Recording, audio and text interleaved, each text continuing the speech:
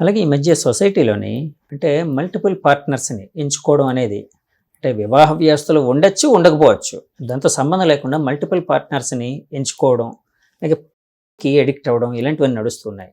So వాళ్ళ psychology ఎట్లా ఉంటుంది, ఒకవేళ అలవాట్లు ఏవైనా వాళ్ళకు ఉంటే అందులోంచి బయటపడాలి అంటే ఏ విధమైన సైకాలజీ పరంగా ఏ విధంగా చేస్తే బాగుంటుంది? ఫస్ట్ ఆఫ్ ఆల్ ఖాళీగా ఉండదు. పర్వర్షన్స్ ఎప్పుడు డెవలప్ అవుతాయి అంటే ఎక్కువ లోన్లీనెస్ ఉన్నప్పుడు, ఓకే, ఒక ప్రొడక్టివ్ పని లేనప్పుడు, డే స్కెడ్యూల్ లో ప్రొడక్టివ్ గా నేను ఇది చెయ్యాలి, ఇది సాధించాలి, ఆక్యుపైడ్ గా లేనప్పుడు ఏంటంటే వీళ్ళకి రకరకాల ఇట్లా పర్వర్షన్స్ అని డెవలప్ అవుతుంటాయి. సో ఒక ఫ్యామిలీలో ఉండి మాట్లాడడానికి మీకు క్వాలిటీ ఫ్రెండ్స్ ఉండి మీకంటూ ఒక గోల్ ఉండి మీకంటూ కొంచెం సెల్ఫ్ అవేర్నెస్ ఉన్న వాళ్ళకి ఇవి డెవలప్ అవ్వవు. So keep yourself occupied, exercise చేయాలి, మంచి డైట్ తీసుకోవాలి, nutrition was also very important. And వాళ్ళ చుట్టూ ఉన్న సర్కిల్ అలాంటిది. These are all basic. So ఈ మల్టిపుల్ పార్ట్నర్స్ అనేవి ఎప్పుడు డేంజరస్. వీళ్ళకి ఏంటంటే మల్టిపుల్ పార్ట్నర్స్ చేసుకునే వాళ్ళకి అసలు విషయం, వాళ్ళకి తెలియని విషయం ఏంటంటే కొన్నాళ్ళకి బ్రెయిన్ కి డిఫరెన్స్ తెలియదు. వీళ్ళు ఒకేసారి మల్టిపుల్ గా చేస్తున్నారు, అది కొన్నాళ్ళకి మైండ్ కి ఏమవుతుంది అంటే చివరికి వాళ్ళు పెళ్లి చేసుకుని ఫ్యూచర్ లో ఒకరితో ఉన్నా వాళ్ళకి సెన్స్ ఆఫ్ సాటిస్ఫాక్షన్ కానీ హ్యాపీనెస్ కానీ రాదు. అది ఫిజికల్ గా అయి ఉండొచ్చు, మెంటల్ గా అయి ఉండొచ్చు. బ్రెయిన్ ఏంటంటే ఆ ఫీలింగ్స్ కి నంబ్ అయిపోతుంది. సింపుల్ గా చెప్పాలంటే brain gets numb, brain and body get numb. So వీళ్ళు ఫ్యూచర్ లో ఒక అమ్మాయిని లవ్ చేసి నిజంగా పెళ్లి చేసుకున్నా వాళ్ళకి సాటిస్ఫాక్షన్ అనేది రాదు. That is the ultimate bad negative effect అన్నమాట. చాలా మందికి తెలీదు. సో అలాంటి వాళ్ళు అందులోంచి బయటపడాలి అంటే మీరు అన్నట్టు ఏదో ఒక గోల్ ఏదో ఎంచుకోవడం, దాంతోపాటు ఎప్పుడు ఖాళీగా ఉండడం ఇలాంటివి అన్నారు కదండి. దాంతోపాటు సైకాలజిస్టుల దగ్గరకు వచ్చి వాళ్ళ హెల్త్ పరంగా కొన్ని ఐడియాస్ లేకపోతే వాళ్ళ థెరపీ తీసుకునే అవకాశం ఉంటుందా అండి? తీసుకుంటే బాగుంటుందా? డెఫినెట్లీ తీసుకోవచ్చు. ఓకే, ఒకవేళ వాళ్ళు మ్యారేజ్ లో ఉంటే బోత్ ఇద్దరిని సజెస్ట్ చేస్తాం, ఇద్దరు రావాలి. కొన్నిసార్లు ఇద్దరి మధ్యలో కాన్ఫ్లిక్ట్స్ ఉంటే ఫ్యామిలీని ఇంట్రడ్యూస్ చేస్తాం if they are willing to, వాళ్ళకి నచ్చితే. సో ఏదో ఒక సపోర్ట్ సిస్టమ్ పెట్టుకొని దెన్ వి డూ ఇట్ అన్నమాట. కొన్ని సెషన్స్ పడతాయి. ఓకే, యాక్చువల్ గా అలాగే ఇప్పుడు సెల్ ఫోన్ అందుబాటులోకి వచ్చి ఇంటర్నెట్ బాగా అందుబాటులోకి వచ్చిన తర్వాత ఓపెన్ చేయగానే తెలియకుండానే ఒక రకమైన కంటెంట్ కానీ లేకపోతే అబ్యూజివ్ కంటెంట్ కానీ ఇలాంటిదంతా మనకి డిస్ప్లే అవుతుంటుంది. ఇది పిల్లలలో చాలా మందికి అంటే అప్పుడే యవ్వనంలోకి వస్తున్న వాళ్ళు కావచ్చు, లేకపోతే కొంతమంది అంటే చదువుకునే వ్యక్తుల్లో కావచ్చు, లేకపోతే పెద్దవాళ్ళు కూడా ఎవరిలో అయినా ఒక రకమైన అంటే ఒక అట్రాక్షన్ తీసుకుని వచ్చి దానికి ఎడిక్ట్ అయ్యారనుకోండి. సో వాళ్ళు అందులోంచి బయటపడాలంటే ఏం చేయాలి? బయటపడాలంటే first of all parental lock వేసుకోవాలి. బిలో 18 years అయితే చెక్ ఉండాలి, పేరెంటల్ చెక్, సూపర్విజన్ ఉండాలి. ఇఫ్ పేరెంట్ హెస్ ఫెయిల్ అయితే వాళ్ళకి తెలియకుండా ఏవో వీళ్ళు చేస్తున్నారు అనుకుంటే ఇంకా చేతులు కాలేక ఆకులు పట్టుకున్నట్టు ఉపయోగం ఉండదు. వీలైనంత త్వరలో ఒక కౌన్సిలర్ కానీ ఒక సైకాలజిస్ట్ దగ్గర కానీ తీసుకెళ్ళాలి.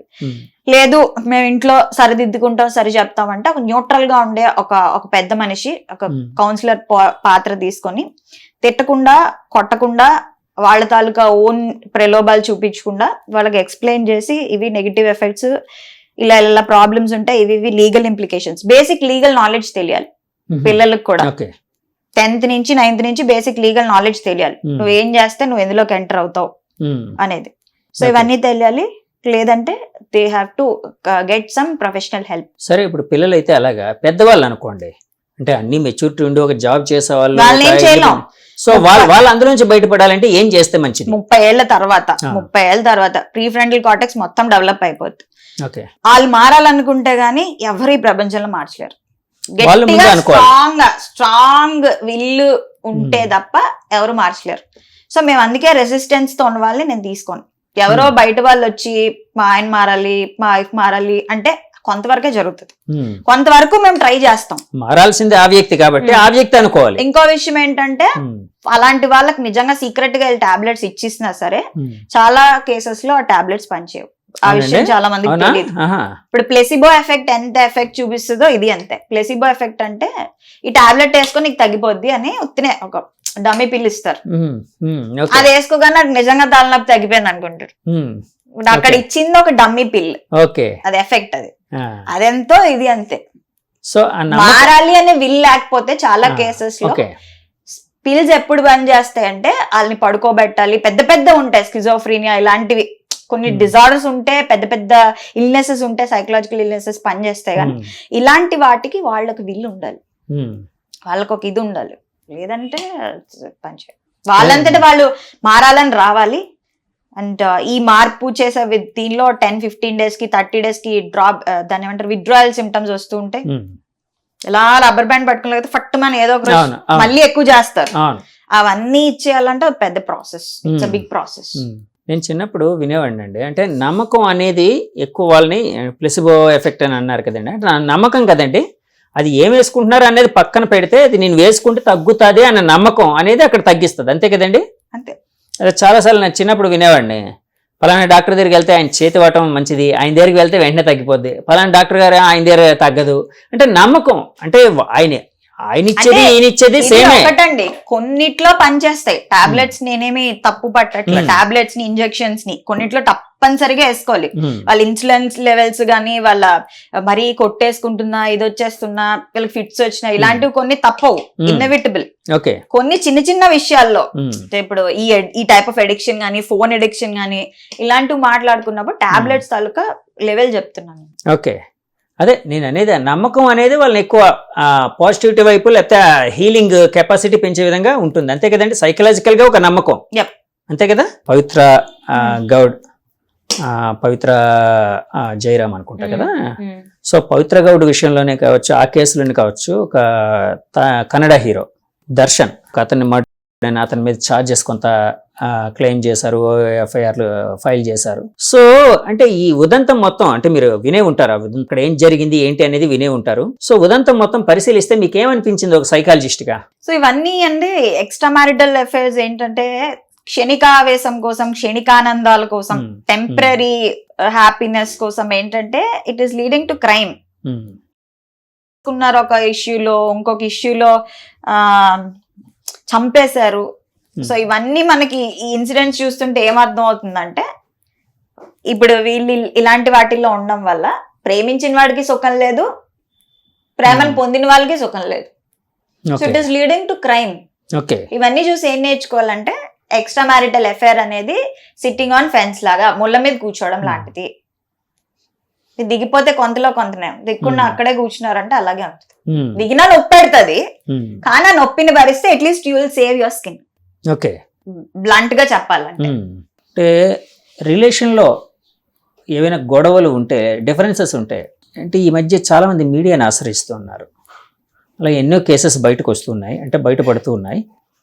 సో మీడియాకి వచ్చిన తర్వాత ఇప్పుడు కుటుంబ సమస్య ఏదైనా ఉంటే ఆ 4 గదులకి లేకపోతే ఆ బెడ్రూమ్కి మాత్రమే పరిమితం అవుతుంది, లేకపోతే ఇంటికి పరిమితం అవుతుంది. కానీ ఎప్పుడైతే మీడియాకి ఎక్కిందో మొత్తం ప్రపంచం మొత్తం అంతా తెలిసిపోద్ది. సో ఈ మధ్య అలాంటి కైండ్ ఆఫ్ ఎక్కువ ప్రయత్నాలు నడుస్తున్నాయి. అంటే ఆ ఇద్దరు వ్యక్తులు కలిసి ఉండలేనప్పుడు, అంటే వాళ్ళు మామూలుగా సాల్వ్ చేసుకోకుండా ఇష్యూని మీడియాకి ఎక్కి దాన్ని ఎక్కువ అంటే అందరికీ తెలిసేటట్టు చేసుకుంటున్నారు. సో ఇలాంటివన్నీ గమనించినప్పుడు వీటి వెనక ఉన్న వ్యక్తుల సైకాలజీ ఏ విధంగా ఉండే అవకాశం ఉందని మీరు భావిస్తున్నారు? ఇప్పుడు మోరల్ పోలీసింగ్ ఎక్కువైపోయింది.